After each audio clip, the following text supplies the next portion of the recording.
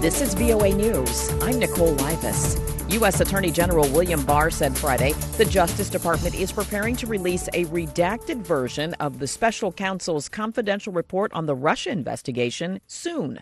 AP correspondent Mike Gracia reports. Attorney General William Barr plans to deliver to Congress a version of Special Counsel Robert Mueller's report on the Russia investigation by mid-April. Barr sent a letter to Senator Lindsey Graham and Congressman Jerrold Nadler on Friday. Graham chairs the Senate Judiciary Committee. Nadler chairs the House Judiciary Committee. In his letter, the Attorney General says he wants the public to be able to read Mueller's findings. Barr says the Mueller report is nearly 400 pages long. Mueller submitted his confidential report to Barr on Friday, March 22nd. Mike Gracia, Washington. President Trump said Friday he'll close the southern U.S. border next week if Mexico does not stop illegal immigration, especially the Central American migrants who are making their way through the country. They can stop them, but they chose not to. Now they're going to stop them. And if they don't stop them, we're closing the border. They'll close it, and we'll keep it closed for a long time. I'm not playing games.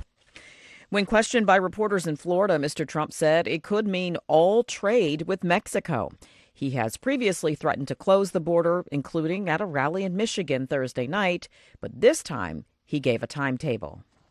The White House says American and Chinese trade negotiators made progress during candid and constructive discussions in Beijing on Friday, and they will continue talks in Washington next week.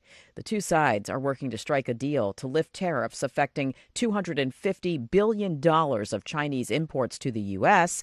and about $110 billion of American exports to China. This comes amid a report by the Bureau of Economic Analysis that the U.S. trade deficit with China again rose in 2018.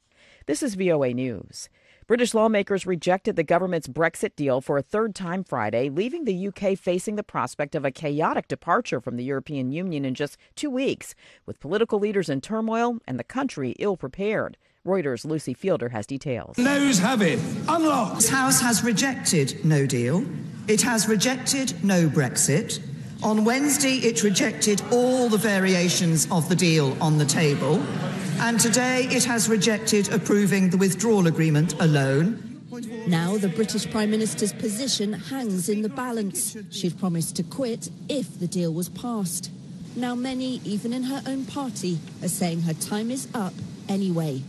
This is an emotive day for Brexiteers, the day Britain was supposed to leave the European Union. Crowds descended on Parliament, some of them at the end of a Brexit betrayal protest march across England to push their message that Britain must get out, regardless of party politics. That's Reuters' Lucy Fielder reporting. Aid agencies in central Mozambique are recovering more bodies in the aftermath of Cyclone Idai. Mozambique says 138 cholera cases have been detected in the city of Beira. VOA's Mohammed Youssef reports. Aid agencies in the port city are scaling up their operations to feed the hungry and treat the sick. But aid agencies are also finding more bodies, says Mozambique's Land and Environment Minister, Celso Correa. In terms of a number of loss of lives, we have increased to 493.